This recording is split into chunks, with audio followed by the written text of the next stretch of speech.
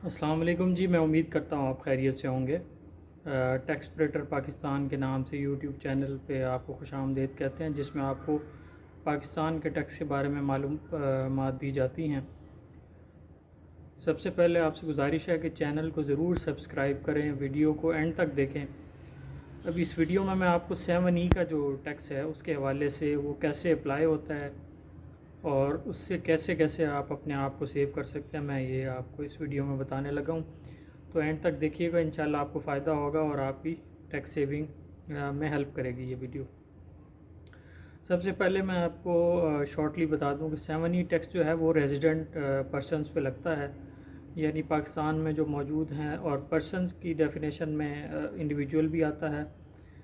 Association of persons भी आती है और कंपनी भी आती है। तो रेजिडेंट जितने भी पर्सन हैं उन सब पे 7E अप्लाई होता है।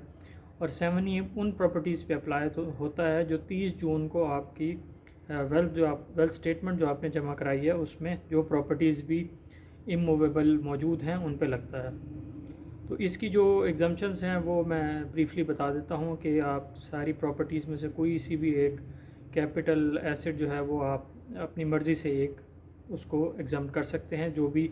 उसमें ऑब्वियसली के जो हाईएस्ट वैल्यू होगा लोग उसी को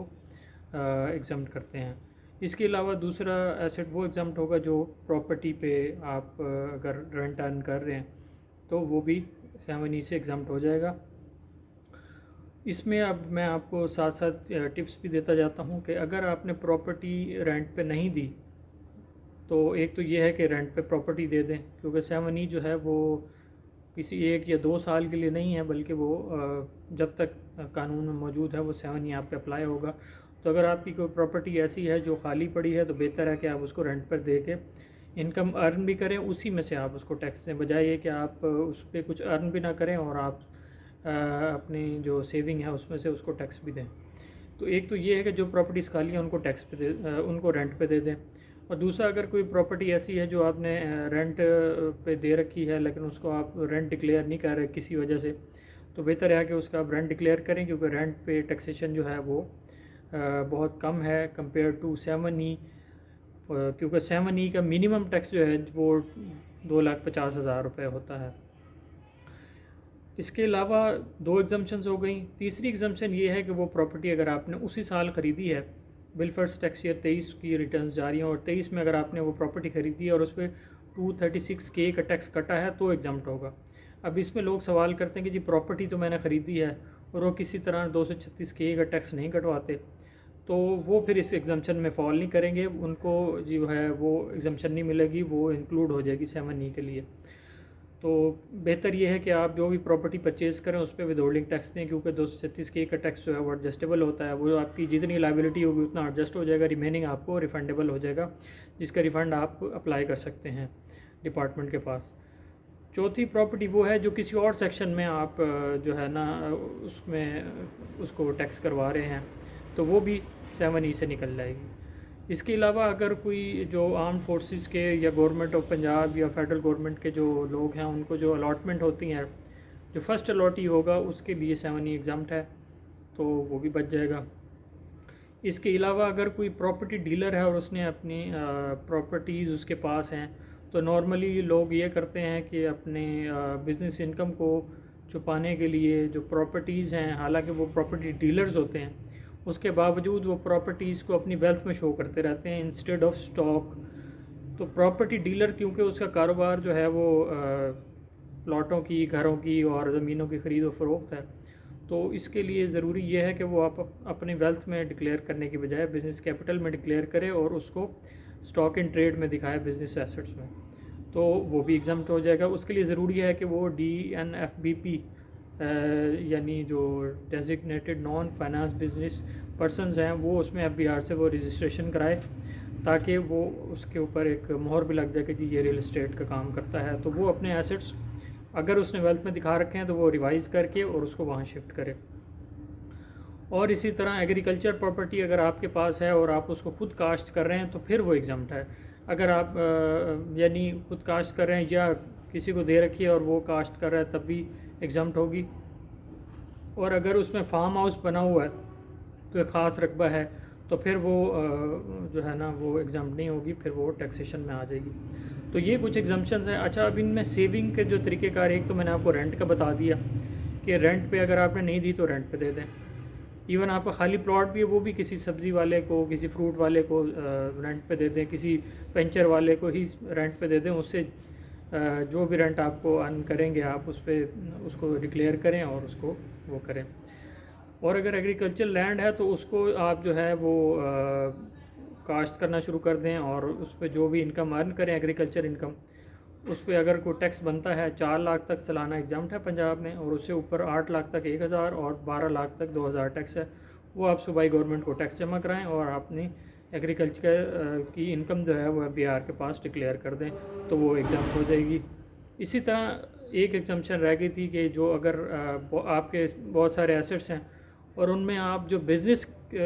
جو کر رہے ہیں اور بزنس پراپرلی ڈکلیئر کر رہے ہیں، تو اس میں جتنے اثاثے بھی آپ بزنس پرپز کے لیے یوز کر رہے ہیں وہ سارے کے سارے آپ ایگزامپٹ کریں گے، اور وہ بزنس ایسٹ جو یوز کر رہے ہیں وہ آبویسلی آپ کی ویلتھ میں ہے، بزنس کیپٹل کا پارٹ ہوں گے، اور وہ ویلتھ آپ کی جو بزنس کے ایسٹس اور لائبلٹیز ہیں، یعنی جو بیلنس شیٹ جسے کہتے ہیں عام فہم زبان میں، وہ اس میں ڈکلیئرڈ ہوں گے۔ تو آپ کو جو ہے وہ جتنے بھی اثاثے آپ کے، کوئی آپ نے کہیں گودام بنایا ہوا ہے، کوئی آفس بنایا ہوا ہے، اور کوئی اس طرح کی بزنس پرپز کے لیے اگر آپ یوز کریں تو وہ بھی اس سے ایگزامپٹ ہے۔ تو اگر آپ کوئی بزنس کر رہے ہیں اور آپ ایسٹ کوئی آپ کا خالی پڑا تو بہتر ہے کہ آپ وہاں کوئی آفس بنا لیں، یا آپ کا کوئی گودام ہے تو اس میں آپ اپنا کاروبار کریں، نہیں تو اگر اس کو رینٹ پہ دے دیں۔ تو اسی طرح آپ کے جتنے بھی ایسٹس ایسے ہیں جو آپ کو انکم ارن کر کے نہیں دے رہے، بہتر یہ ہے کہ ان کو آپ فوراً رینٹ آؤٹ کریں یا اپنے استعمال میں لائیں۔ زرعی زمین ہے تو اس کو کاشت کریں، اور اکارڈنگلی ان کی انکم جب آپ FBR کے پاس ڈکلیئر کریں گے تو وہ 7E سے نکل جائیں گے۔ یہ میں اس لیے بتا رہا ہوں کہ یہ ٹیکس جو ہے ٹیکس ایئر 22 پہ بھی لاگو ہے، 23 پہ بھی لاگو ہے، اور جب تک یہ قانون موجود ہے، جب تک اس کو کسی ایکٹ کے تحت یا آرڈیننس کے تحت اس سے نکالا نہیں جائے گا تو یہ موجود ہے اور یہ آپ پہ لگتا رہے گا۔ بہتر یہ ہے کہ اگر جو ٹائم گزر گیا سو گزر گیا، اور اگر آپ کوئی انکم ارن کر رہے تھے ان پہ اور وہ آپ ڈکلیئر نہیں کر رہے تو وہ اس کو ڈکلیئر کر دیں تاکہ آپ کی 7E سے ایگزامپٹ ہو جائے۔ اس کے علاوہ میں آپ کو کچھ ٹپس ایسی بتانے لگا ہوں کہ جس سے آپ اپنی 7E کی ٹیکسیشن سے باہر آ سکتے ہیں۔ فار ایگزامپل، اگر آپ نے کوئی اثاثہ کسی اور کے نام پہ رکھا ہوا ہے اور وہ اموویبل پراپرٹیز میں رکھا ہوا ہے، اس کو ڈکلیئر کیا ہوا، تو بہتر یہ کہ وہاں سے نکالیں اور نیچے assets in the name of others کا جو ٹیب ہے وہاں پہ ڈکلیئر کریں۔ اسی طرح اگر کوئی آپ کے پاس پلاٹ نہیں ہے، فائل ہے، تو فائل کو بھی وہاں سے اٹھائیں اور نیچے اینی ادر ایسٹس میں ڈکلیئر کریں۔ اسی طرح اگر کوئی چیز آپ نے انسٹالمنٹس پہ لی ہے اور وہ ابھی آپ کے نام نہیں ہوئی اور آپ نے اوپر اموویبل پراپرٹیز میں ڈکلیئر کر رکھی تو وہاں سے نکالیں اور اینی ادر ایسٹس میں ایڈوانسز شو کر دیں کہ جی یہ اس پلاٹ کے اگینسٹ ابھی ایڈوانسز جا رہے ہیں، ابھی نام نہیں ہوا۔ اگر انسٹالمنٹس چلی گئیں اور آپ کے نام پہ نہیں آئی تب بھی آپ اس کو نیچے رکھیں، کیونکہ جہاں تک میں سمجھتا ہوں کہ FBR کے جو الگوریدمس کے ہیں یا فارمولے کے ہیں، وہ جو اموویبل پراپرٹیز کی ٹیب ہے اوپر والی جس میں کمرشل، ریزیڈینشیل یا ایگریکلچر پراپرٹیز کو آپ ڈکلیئر کرتے ہیں، وہ اس کی ویلیو کو دیکھ کے نا آٹومیٹیکلی نوٹس جنریٹ کرتا ہے۔ لاسٹ ایئر بھی ہم نے دیکھا تھا کہ نوٹسز آئے تھے، لیکن وہ پھر لاہور ہائی کورٹ کی ججمنٹ آنے کے بعد ان پہ کارروائی روک دی گئی تھی۔ تو یہ ہے جی میری طرف سے ٹپس، اور مزید ٹپس کے لیے آپ دیکھتے رہیے، اس طرح کی ویڈیوز میں آپ کو مزید بھی دیتا رہوں گا۔ اور ایڈیشنلی میں آپ کو یہ بتا دوں کہ رینٹ پہ جو ٹیکسیشن ہے وہ پہلے سیپریٹلی ٹیکس ہوتا تھا رینٹ، تو اس سے یہ ہے کہ آپ کو جو اینول ایگزمپشن تھی رینٹ میں وہ اس تک آپ کی بچت ہو جاتی تھی۔ اب رینٹ جو ہے اس کو بھی نارمل انکم کے ساتھ کلب کیا جاتا ہے۔